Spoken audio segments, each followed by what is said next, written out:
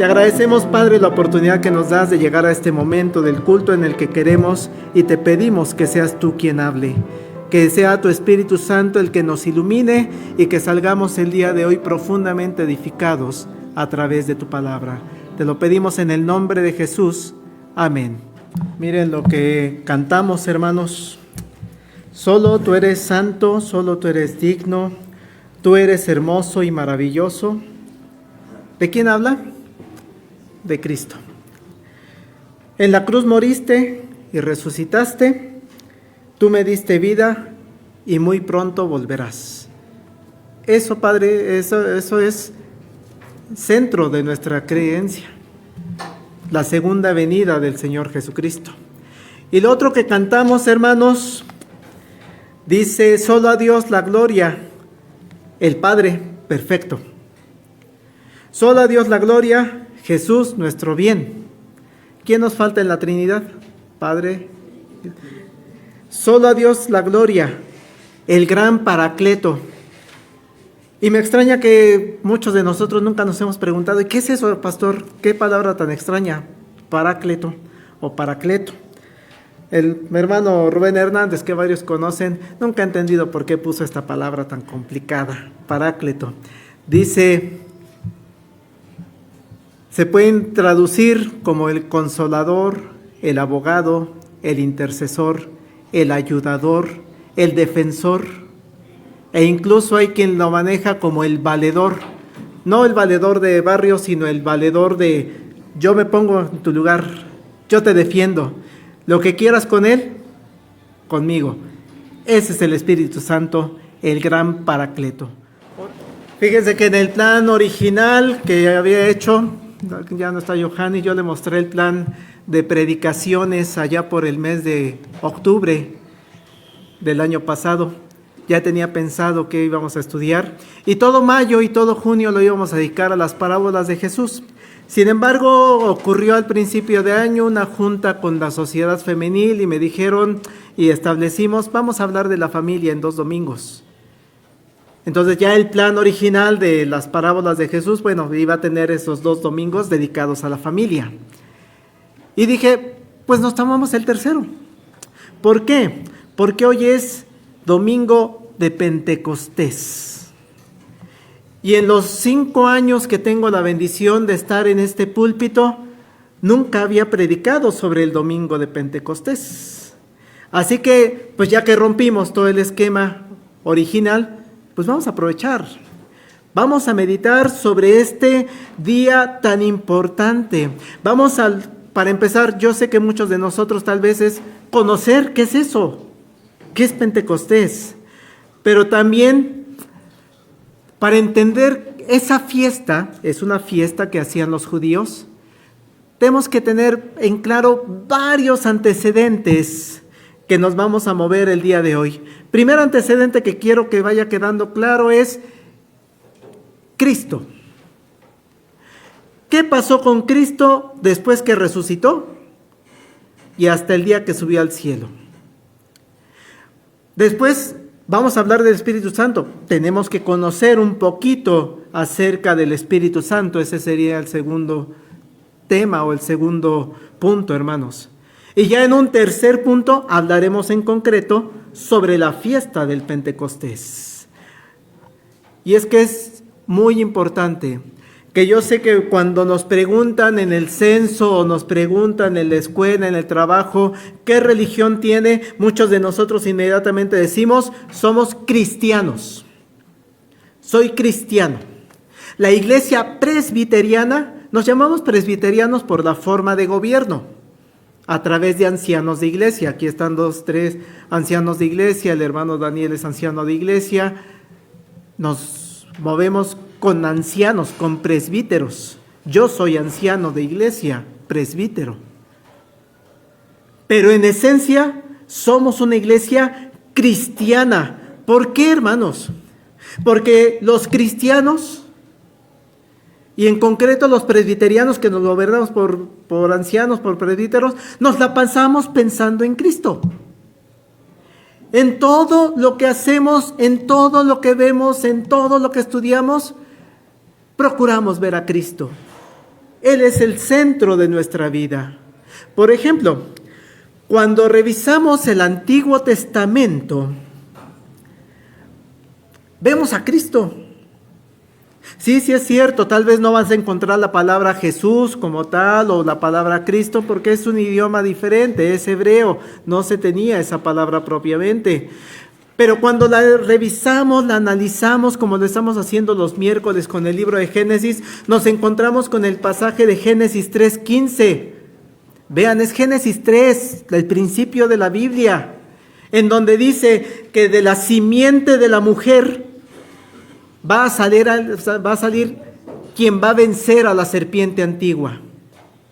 La simiente de la mujer, cuando lo analizamos y pensamos, es Cristo. Ahí ya está la promesa. Esa simiente de la mujer, ese Cristo, va a vencer a la serpiente antigua. ¿Que quién es? Satanás, que es el que indujo a Eva y a Adán a pecar. Así que vemos a Cristo desde el principio. Es más, hay algunos de nosotros que podemos ver a Cristo desde la primera frase de la Biblia. En el principio creó Dios los cielos y la tierra.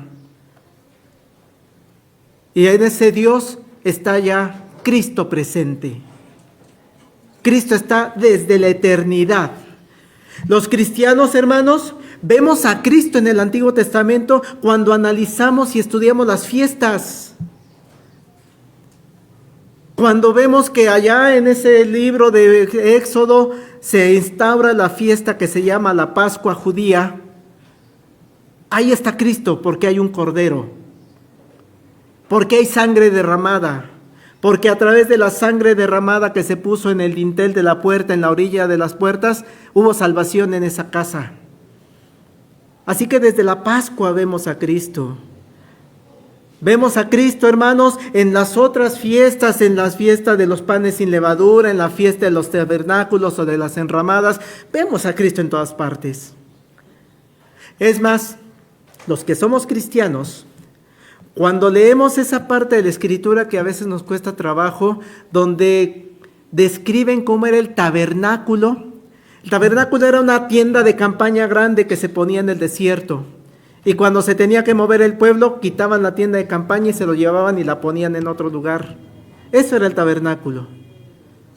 Y leemos, si tiene que medir tanto y tiene que ser de tantos materiales, pero cuando vemos cómo está conformada, cómo es la estructura, cómo es el ritual que ocurre en el tabernáculo, vemos a Cristo. De hecho, el escritor de Hebreos, si ustedes leen la carta a los Hebreos, hace una explicación de mucho de lo que ocurre en el tabernáculo, viendo a Cristo ahí presente. Vemos a Cristo, los cristianos, cuando hablamos de Moisés. Moisés no es Cristo, pero es un tipo de Cristo, porque hay cosas que él hace que después Cristo va a hacerlas a plenitud. Vemos a Cristo en la vida de Josué, en la vida de David, en la vida de Elías. Varios personajes son tipos de Cristo. Es más, Jonás. ¿Cómo vemos en Jonás a Cristo, hermanos? ¿Cuántos días estuvo en el pez? 3. Simbolizando lo que pasa con Cristo cuando es muerto y está en la tumba. Vemos a Cristo en las profecías. En Navidad es común que vemos esas profecías de que de la Virgen María y que en Belén de Efrata, que eso ya se había hablado 500 años antes de que naciera Cristo. Vemos a Cristo en esas profecías de lo que iba a sufrir el siervo de Dios, que iba a ser maltratado.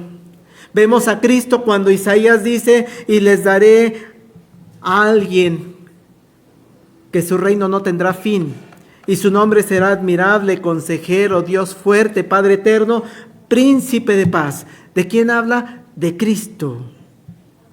Así que los cristianos, hermanos, vemos a Cristo en todas partes. ¿Y qué pasa cuando pasamos al Nuevo Testamento? Vemos a Cristo con mayor claridad, porque vemos a Cristo desde la preparación de su nacimiento, allá con Elizabeth, con el nacimiento de Juan el Bautista, que prepara el camino del Señor desde el desierto. Y empezamos a ver cómo las profecías que decían en el Antiguo Testamento 500, 600 años antes se empiezan a cumplir. Y claro que vemos a Cristo en su nacimiento. Cómo nos gusta leer esos pasajes de los magos, de los pastores, y el Gloria in excelsis Deo, y que si el pesebre y que no había lugar, y ¡ay, Navidad es tan bonito! Ahí vemos a Cristo. Más adelante vemos a Cristo en su ministerio, en lo que Él hizo, en sus discursos, en los hechos que hizo Él, en los milagros, rompiendo las leyes de la naturaleza, porque Él es el dueño de la naturaleza, multiplicando los peces, sanando personas, quitando flujos sanguíneos que ningún médico había podido quitar con solamente tocarlo. Y vemos a Cristo, hermanos, en su última semana. Su última semana de vida, en la que es en un domingo recibido con mantos, con palmas y diciéndole: Hosana, bendito el que viene en el nombre del Señor. Pero vemos a Cristo en esa semana como también es confrontado. Y cómo llama la atención y entra al templo y quita a los comerciantes. Vemos a Cristo en la noche previa a su muerte. Un momento de enorme tristeza, sufrimiento, pero confianza en Dios. Lo vemos allá en el huerto de Getsemaní, por eso nuestro templo tiene ese nombre, ¿no? Getsemaní. Esa noche de intimidad con sus apóstoles, donde les da todo un discurso muy largo. Cuando vemos el libro de Juan, gran parte del libro de Juan es el discurso que dio en esa noche. Y les enseña un mandamiento nuevo, que se amen unos a otros. Y esa noche, después de haber cenado, haber instaurado el sacramento de la Santa Cena que tendremos en unos minutos, vemos a Cristo siendo capturado y siendo llevado ante las autoridades religiosas primero y después a las autoridades civiles. ¿Para qué? Para que lo declaren. ¿A quién crucificamos? ¿A Barrabás o a Jesús? A Jesús. Ok, ustedes lo decidieron, yo me lavo las manos. Así que vemos a Cristo en los 4 evangelios cuando es levantado en una cruz, donde da sus últimas palabras, sus últimas frases, hasta que llega el momento en el que dice: en tus manos encomiendo mi espíritu, y muere. Espero vayan siguiéndome, hermanos, cómo vemos a Cristo en todo. Él es el centro, por eso somos cristianos. Pero algo muy importante: los cristianos no nos quedamos ahí, no nos quedamos en la cruz. Por eso van a encontrar algunos templos cristianos con una cruz en alguna parte del templo. Lo importante es que es una cruz vacía, no es una cruz con figura.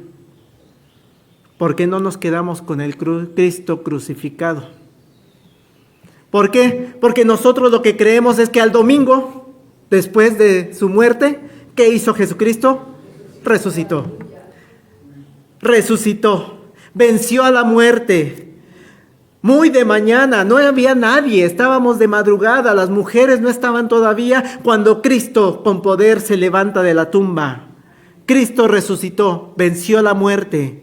Se levanta con gran poder y ese día, domingo de resurrección, hermanos, tenemos 2 cultos que son de suma importancia para la iglesia.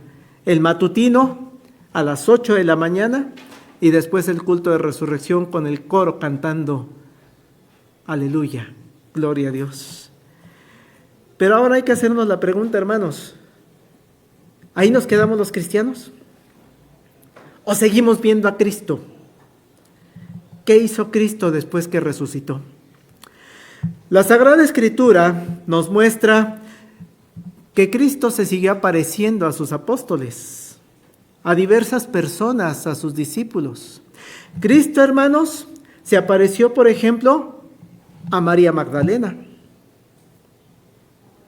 Después Cristo se apareció a Pedro.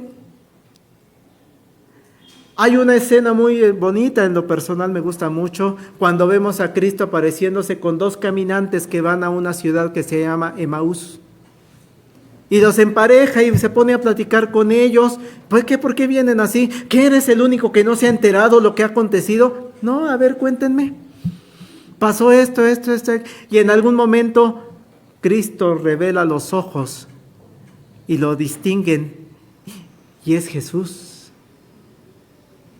Y Jesús, dice la Escritura, que les explicó desde Moisés hasta los profetas, o sea, todo el Antiguo Testamento, como todo lo que aconteció tenía que ver con Cristo. Las apariciones de Jesús, hermanos, duraron 40 días. Hechos 1:3. Tienen su Biblia abierta. Vamos a usar el libro de Hechos, aunque vamos a hacer referencia a otros pasajes, pero Hechos 1:3. Y a quienes también, después de haber padecido, se presentó vivo con muchas pruebas indubitables, apareciéndoseles durante 40 días y hablándoles acerca del reino de Dios. Más adelante, en 1 Corintios 15, el apóstol Pablo hace un recuento y hace referencia de que a más de 500 personas. Y es maravilloso cuando Pablo les dice, muchas de esas todavía están vivas, O sea, no me creas a mí. Vele a preguntar, porque todavía están vivos. Así que Cristo sigue apareciéndose a sus apóstoles, a sus discípulos. Y en ese día 40 ocurre un evento de suma importancia para sus discípulos, para los apóstoles y para la iglesia cristiana. ¿Qué dice el versículo 9, hermanos, de Hechos 1? Habiendo dicho estas cosas, viéndolo ellos, fue alzado y le recibió una nube que le ocultó de sus ojos. Cristo resucitado, y no perdamos de vista, hermanos, tiene cuerpo, Tiene cuerpo físico. No es un fantasma. Las pruebas de que tiene un cuerpo físico, mete tu dedo, tócame. Se sentó a comer con ellos. Y no fue como Gasparín que come y se va todo, ¿no? No, se sentó a comer con ellos. Así que Cristo resucitado, ¿qué ocurrió ese día 40, hermanos? Subió al cielo. Y hermanos, eso es lo que declaramos cuando repetimos el credo de los apóstoles, que en unos momentos vamos a repetir. Creemos en Jesucristo, Señor nuestro, que fue concebido del Espíritu Santo, nació de María Virgen, padeció bajo el poder de Poncio Pilato. Creemos que fue crucificado, creemos que fue muerto, creemos que fue sepultado y que descendió a los infiernos. Yo sé de ese tema, hermanos. Cuando dice descendió a los infiernos, se refiere que descendió al lugar de los muertos. ¿Sí? No en el término de infiernos que tenemos hoy, donde está el lago de fuego, no. En el tiempo en el que fue escrito el credo de los apóstoles, es más enfocado al lugar de los muertos. ¿Y qué seguimos diciendo en el credo de los apóstoles? Al tercer día resucitó de entre los muertos. Pero el cristiano no se queda ahí. El cristiano decimos, subió al cielo. Eso es lo que yo creo, hermano. Subió al cielo.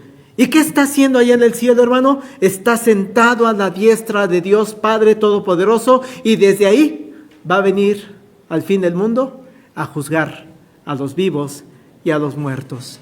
Así que creemos que Cristo está en un lugar de honor, el lugar de honor que le corresponde. Siempre ha estado en ese lugar. Desde la eternidad es el soberano. Y vean lo que es maravilloso de Cristo. No escatimó ser igual a un ser humano. Tomó un cuerpo humano, fue muerto, y lo único que pasó es que regresó a su lugar. En un lugar, hermano, está Cristo que no tenemos acceso a Él. Físicamente no sabemos en dónde es. Esa es una realidad. Pero lo identificamos como el cielo. Cristo está en el cielo. No lo vemos. En su cuerpo no lo vemos. Pero algo sí sabemos. Ahí está. Con todo y su cuerpo resucitado.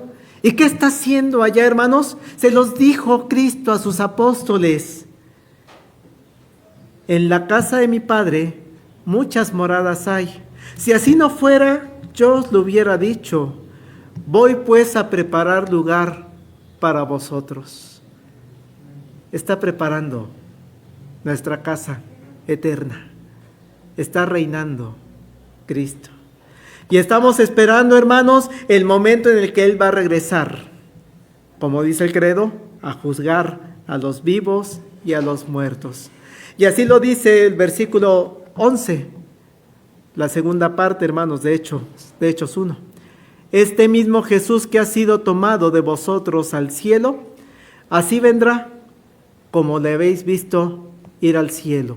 No va a venir en secreto, hermanos. Por ahí hay un grupo religioso que dicen, es que sí vino, pero nadie se enteró. No, va a haber trompeta, va a haber ruido. Y los cristianos vamos a decir, sí, ven Señor Jesús, ya llegaste. Cristo está en el cielo, está reinando, está gobernando el mundo, está gobernando la iglesia. Y algo importante, hermanos, Cristo está en su deidad, porque Él es Dios, está aquí en medio de nosotros. Por eso nos gozamos cuando participamos de la Santa Cena. Cristo está presente. No, hermano, el pan, el vino no se transforman en Cristo. No se transforma. Esa era una posición de la iglesia romana. Es una posición que la hostia se convierte en cuerpo, el vino se convierte en sangre. Se discutió y el cristiano no cree eso.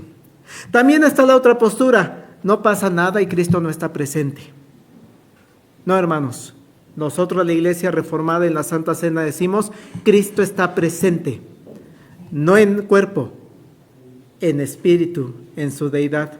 Porque dice Mateo 18:20, donde estén 2 o 3 congregados en mi nombre, allí estoy yo en medio de ellos. Eso es lo que pasó con Cristo después de que resucitó.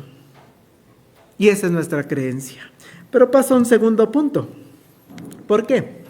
Porque Cristo, antes de irse al cielo, en las enseñanzas, en las indicaciones que le dio a sus apóstoles, a sus discípulos, les hizo promesas.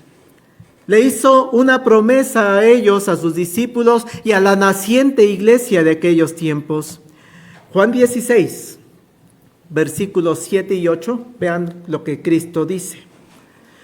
Pero yo os digo la verdad, os conviene que yo me vaya, porque si no me fuera, el Consolador, el Paracleto, no vendría a vosotros, mas si me fuere, os lo enviaré. Y cuando Él venga, ¿de quién está hablando? Del Paracleto, del Consolador. Cuando Él venga, convencerá al mundo de pecado, de justicia y de juicio. Pero cuando venga el Espíritu de verdad, Él os guiará a toda la verdad. Porque no hablará por su propia cuenta, sino que hablará todo lo que oyere y os hará saber las cosas que habrán de venir. Así que Cristo se tiene que ir. Tuvo que subir a tomar su lugar que le corresponde para que entonces pueda venir el gran Paracleto, para que entonces pueda venir el Consolador, el intercesor, el valedor, el Espíritu Santo. Se necesitaba que Cristo ascendiera. En los momentos previos a que se vaya Cristo, se los vuelve a repetir. Tienen su Biblia en Hechos 1. Vean el verso 4 y 5. Estando juntos, les mandó que no se fueran de Jerusalén, sino que esperasen la promesa del Padre, la cual les dijo, oísteis de mí. Porque Juan ciertamente bautizó con agua, mas vosotros no te vayas de Jerusalén, no te muevas, ¿Por qué? Porque más vosotros seréis bautizados con el Espíritu Santo dentro de no muchos días. Tenme paciencia, me tengo que ir, pero va a llegar el Espíritu Santo. Hermanas, hermanos, en este día de Pentecostés es necesario hablar del Espíritu Santo. ¿Por qué? Porque aunque somos cristocéntricos, decíamos, vemos a Cristo en todas partes, también el Espíritu Santo es central para nosotros, para nuestra vida, para la vida de la iglesia. Por eso, después de hablar de Cristo en el Espíritu, en el credo de los apóstoles, ¿qué es la frase que sigue en el credo? Creo en el Espíritu Santo. Eso lo declaramos, eso lo decimos. Cuando te pregunte a alguien, ¿crees en el Espíritu Santo?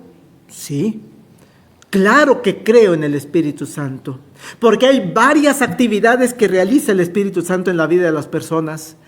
Varias cosas hace el Espíritu Santo en la vida de la iglesia. Y lo primero que tenemos que tener claro alrededor del Espíritu Santo, hermanos, el Espíritu Santo es Dios.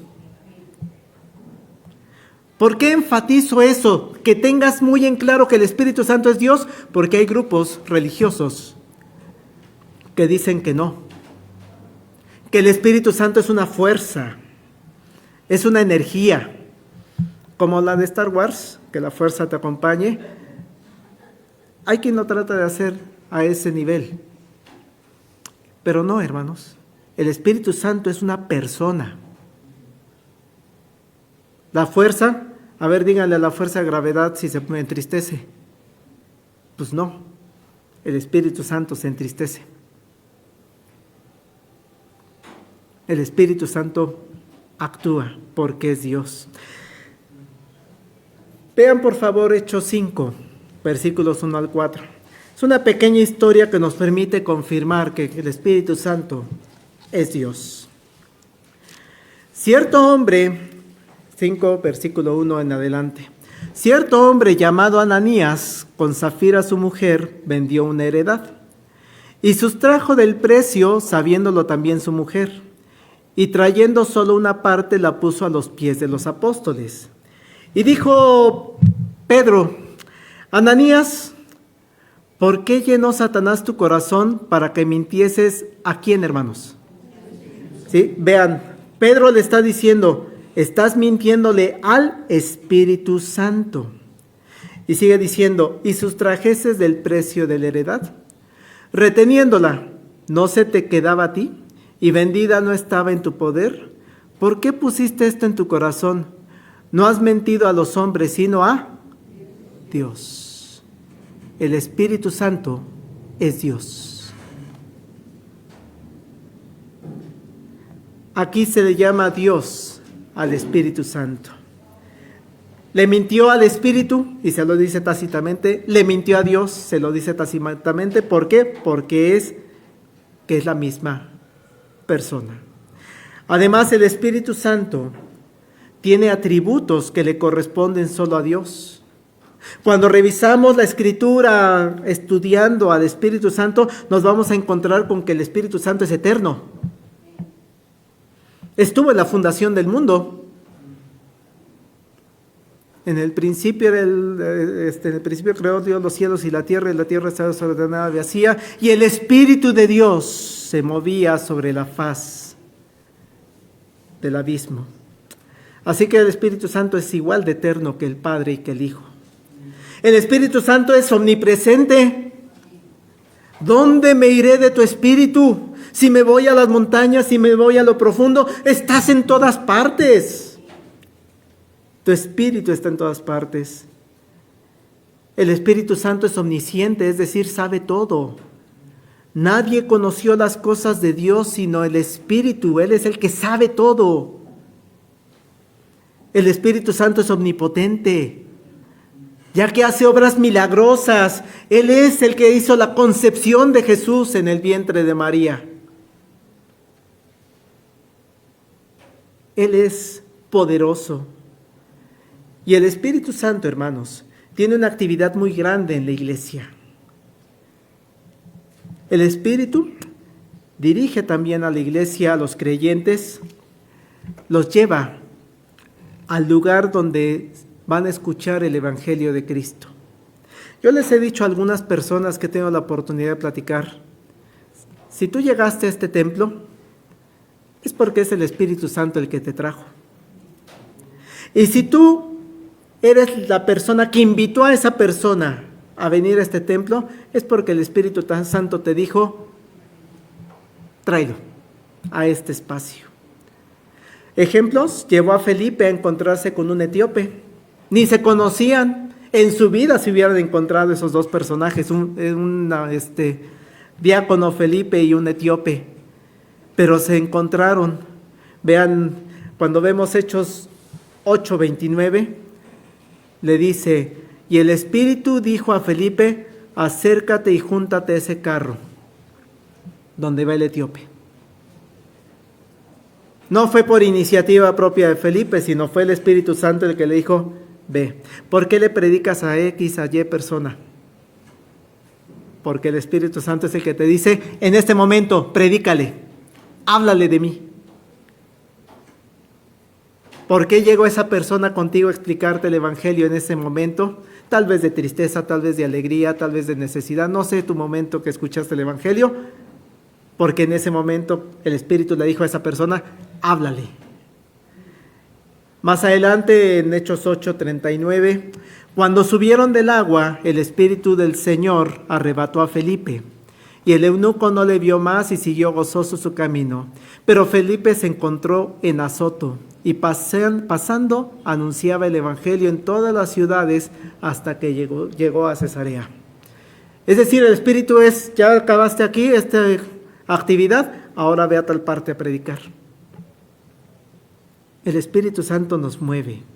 El Espíritu Santo es el que le dijo a Pedro, prepárate, porque va a venir una comitiva de una persona gentil. Vienen de parte de Cornelio, un centurión. ¿Y qué es? ¿Quiénes son? Tú prepárate. Y cuando lleguen te va a decir, oye, mi jefe, mi patrón, Cornelio quiere que vayas para allá. ¿Y qué voy a hacer, Espíritu Santo? Vas a ir. Yo te voy a indicar lo que vas a hacer. Allá en Hechos 10, y mientras Pedro pensaba en la visión, le dijo el Espíritu, he aquí 3 hombres te buscan. El Espíritu Santo es importante para la iglesia. Es quien manda también a que Pablo y Bernabé se aparten, porque tiene una misión muy importante para ellos. Estaban bien cómodos ahí aprendiendo con los apóstoles, platicando si ustedes quieren, en la comodidad. Y dice Hechos 13, ministrando estos al Señor y ayunando, dijo el Espíritu Santo, apartadme a Bernabé y a Saulo para la obra que los he llamado. Ellos son especiales, ellos van a tener una misión especial. Entonces, habiendo ayunado y orado, les impusieron las manos y los despidieron. Ellos entonces, enviados por el Espíritu Santo, descendieron a Seleucia y de allí navegaron a Chipre y empezó un viaje misionero a predicar el Evangelio de Cristo. Es el Espíritu Santo, hermanos, el que ha hecho crecer la iglesia. Atravesando Frigia y la provincia de Galacia, les fue prohibido por el Espíritu Santo hablar la palabra en Asia. De repente, no, aquí no me conviene hablar. Aquí no me van a escuchar. Es el Espíritu Santo que te está diciendo, aquí no. No es el momento. No es el lugar adecuado. El Espíritu Santo también es el que dirige las decisiones que han de tomar la iglesia. Por ejemplo, en el Concilio de Jerusalén, en donde hay un debate sobre si las personas se tienen que circuncidar o no, es el Espíritu Santo el que guía ese concilio, porque deben tomar una decisión de suma importancia para la historia de la iglesia. Y en Hechos 15, versículos 28 y 29 dice, porque ha parecido bien al Espíritu Santo y a nosotros no imponeros ninguna carga más que estas cosas necesarias. Absténganse de lo sacrificado a ídolos, de sangre, de ahogado, de fornicación, de las cuales cosas si os guardareis, bien hacéis. Entonces es el Espíritu Santo el que estuvo guiando el concilio de Jerusalén. Es por eso tan importante que tengamos presente como directivos de las organizaciones de nuestra iglesia, el consistorio, la junta de diáconos, la sociedad femenil, el coro, el grupo de maestras y maestros, la asamblea general que va a tener su reunión en julio, el presbiterio que tuvimos reunión ayer. Es sumamente importante que pidamos la presencia y la guía del Espíritu Santo para tomar decisiones, como ocurrió allá en el concilio de Jerusalén, en Hechos 15. Y hay otra acción que nos describe el libro de Hechos con respecto al Espíritu Santo. Guía a la iglesia para que la iglesia esté llena del Espíritu Santo. Vean Hechos 6, varios pasajes, 3 pasajes. Hechos 6, versículos 3. Buscad pues, hermanos, de entre vosotros a 7 varones de buen testimonio. ¿Y qué dice, hermanos? Llenos del Espíritu Santo y de sabiduría, a quienes encargaremos de este trabajo. Así que cuando buscan pastor, buscan ancianos, buscan diáconos, buscan presidente de la femenil, presidente del coro, maestras para los niños, llenos del Espíritu Santo. Hechos 7, 55. Pero Esteban, ¿qué dice, hermanos?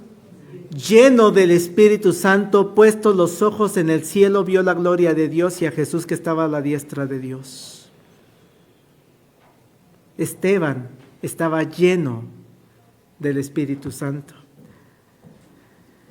Hechos 20, 28.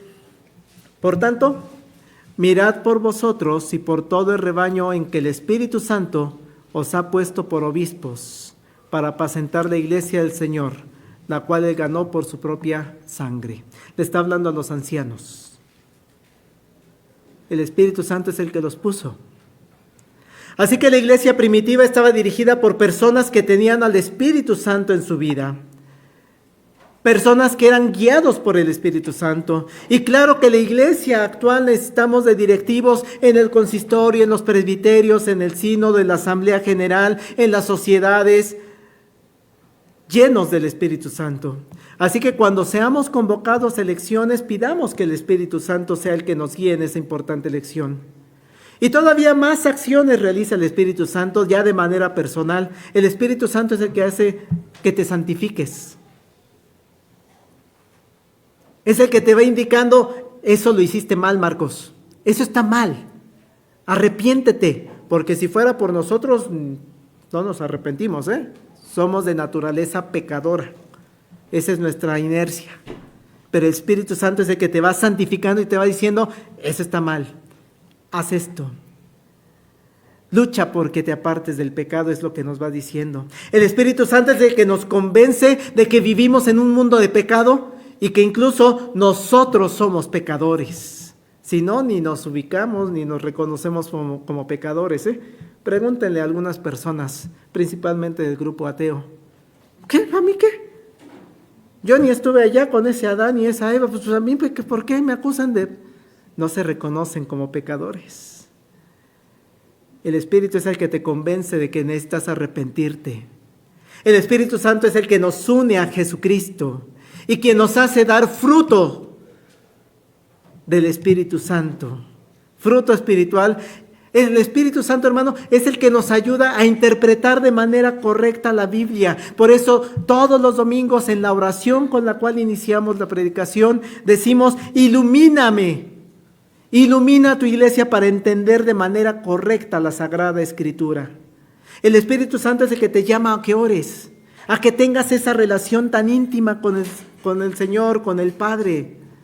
El Espíritu Santo es el que nos mantiene unidos como iglesia porque es el que reparte los dones de acuerdo a lo que Él ha establecido en su voluntad. Y dones para que los pongas al servicio del Señor. El Espíritu Santo es el que nos empodera para predicar el Evangelio. De ahí la importancia de hablar en esta mañana del tercer punto. Porque después de que Jesús subió al cielo, estaban los discípulos de Jesús reunidos en Jerusalén y estaban celebrando una fiesta. Una fiesta que era de las 3 fiestas principales que tenían que ir a Jerusalén a celebrar. La Pascua, la fiesta de los tabernáculos y el Pentecostés. Además, dicen algunos escritores, era un periodo de buen clima, por lo tanto, había probablemente más gente que en Pascua. En la Pascua ya había un gentío, ¿no? Y por eso hablábamos en Domingo de Ramos, que hay mucha gente de muchos lugares están en la ciudad. Pero Pentecostés está todavía más lleno. Y allá en Levítico 23 es donde lo establece, dice, contaréis desde el día que sigue al día de reposo, desde el día que ofreciste la gavilla de ofrenda mecida, 7 semanas cumplidas serán. ¿Cuántos días son 7 semanas, hermanos? 49, 7 por 7, 49. De repente hay gobernadoras que no saben restar, pero nosotros sí, 7 por 7, 49. Hasta el día siguiente del 7º día de reposo, contaréis 50 días. Entonces, ofreceréis el nuevo grano a Jehová. Ese es Pentecostés. Debían ir a la ciudad a los 49 días y el día inmediato posterior a esos 49, el día 50, tenían que ofrecer el grano cosechado a Jehová. Así que en ese día estaban juntos los apóstoles, los discípulos. Se calcula, de acuerdo a Hechos 1, que había alrededor de unas 120 personas cuando ocurre la llegada del Espíritu Santo. ¿Cristo cuándo subió al cielo? ¿Día qué? ¿Cuántos días estuvo Cristo aquí? 40. ¿Sí? Pentecostés, 10 días después. ¿Sí? ¿Qué pasó entonces el día 50? Hechos 2, versículos 1 al 4. Cuando llegó el día de Pentecostés, estaban todos unánimes juntos, y de repente vino del cielo un estruendo como el de un viento recio que soplaba, el cual llenó toda la casa donde estaban sentados, y se les aparecieron lenguas repartidas como de fuego, asentándose sobre cada uno de ellos. Y fueron todos llenos del Espíritu Santo y comenzaron a hablar en otras lenguas según el Espíritu les daba que hablasen. Ocurre entonces un evento diferente a lo que había ocurrido en todos los años en Pentecostés. Y quiero resaltar, hermanos, el estado en el cual se encontraban ese grupo de personas en esa fiesta. Porque dice, estaban unánimes. Estaban en un solo pensamiento, estaban juntos.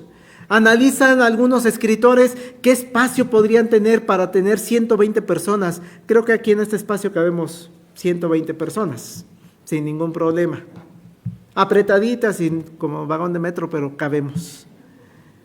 Y estaban juntos. Jesús ya se había ido y les había dejado la indicación, no se muevan de Jerusalén, porque en breve les vamos a mandar una sorpresa al Espíritu Santo. Así que están unánimes, están esperando esa promesa de Jesús. Ya saben que Jesús no falla en sus promesas. Ya lo reconocen como totalmente cumplidor de lo que promete. Así que Jesús dijo que no nos moviéramos, no nos movemos, estamos juntos esperando las indicaciones de Jesús. Y ese día ocurre ese evento. Un viento llenó todo el lugar. El viento, hermanos, se asocia mucho a la presencia de Dios. ¿Qué es lo que hizo Dios cuando creó al hombre? Un viento. Dios, relacionado con Dios. La aparición de lenguas de fuego. Yo sé que nos imaginamos lenguas aquí arriba. Enfatizo la palabra como, No son de fuego, son como. Esa palabra cuando ustedes la vean es importante. Si yo les digo, si alguno ha tenido la oportunidad, ¿a qué sabe el cocodrilo? Si alguien ha comido cocodrilo, es una típica pregunta, ¿a qué sabe? Como apoyo. ¿Por qué? Porque como no tenemos un referente, buscamos algo que las demás personas puedan entenderlo y familiarizarse y hacerse una idea. Y todo sabe como apoyo. Pero, ¿a qué sabe la iguana? Como a res, es como, pero no es res, no es pollo, es cocodrilo, es iguana. Entonces se aparecieron lenguas como de fuego, no era fuego. Y eso también lo aclaro porque cuando ve Juan el Bautista al Espíritu Santo, dice que era como, ¿qué animal? Paloma. No era una paloma.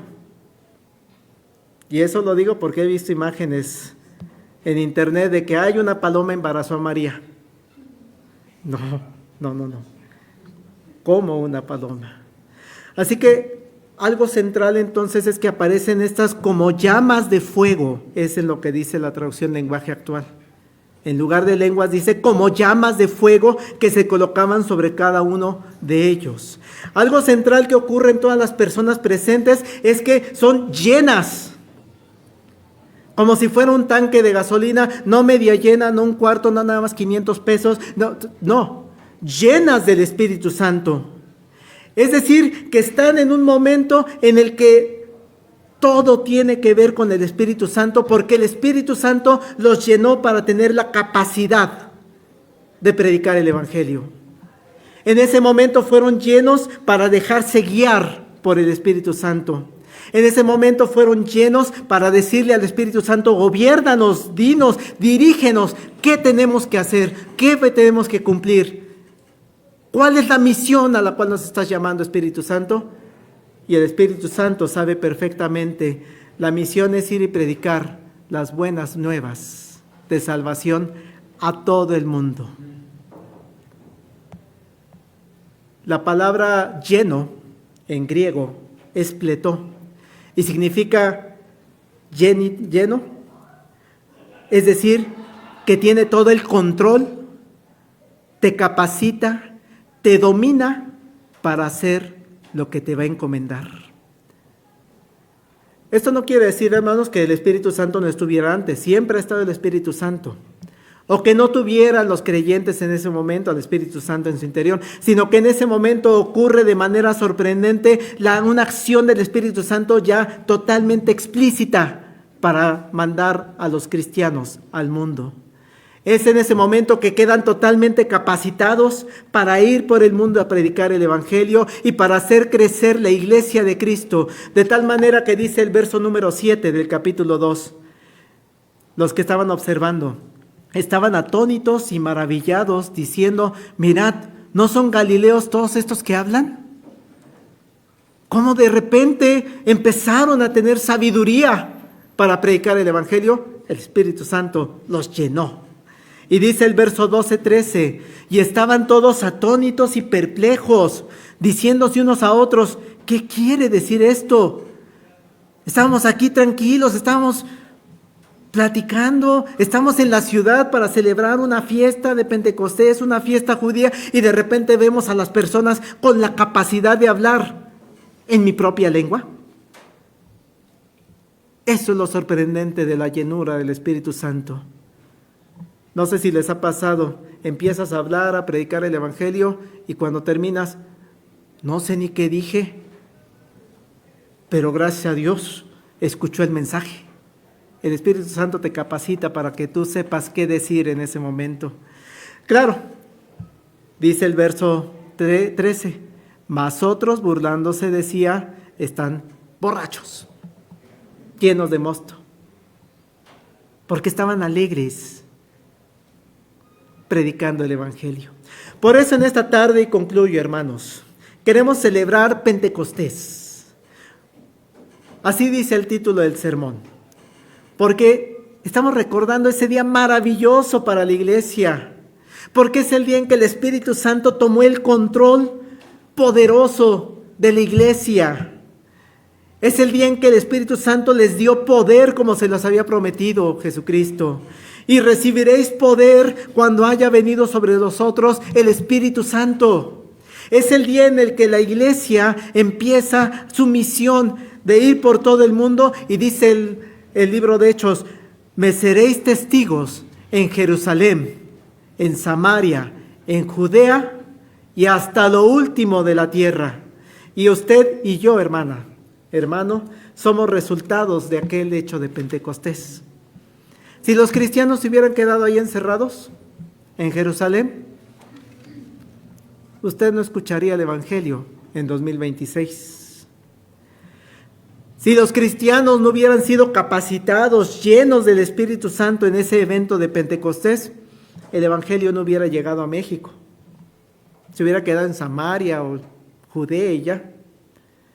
El Evangelio de Cristo, hermanos, ha sido proclamado a lo largo del mundo y a lo largo de los siglos, hasta que llegó un día a sus oídos. La iglesia Getsemaní es resultado de ese evento de Pentecostés, y esa debe ser la petición también nuestra, de cada uno de nosotros, que cuando salgamos hoy de aquí, salgamos llenos del Espíritu Santo, y que cuando prediquemos el Evangelio, como dice el verso 11 del capítulo 2, cretenses y árabes los oímos hablar en nuestras lenguas las maravillas de Dios. Eso es lo que tiene que salir a hacer, hermano. Hable las maravillas de Dios. Cuando hubieron orado, el lugar en que estaban congregados tembló, y todos fueron llenos del Espíritu Santo y hablaban con denuedo la palabra de Dios. Hechos 4:31. Y último pasaje: y los discípulos estaban llenos de gozo y del Espíritu Santo.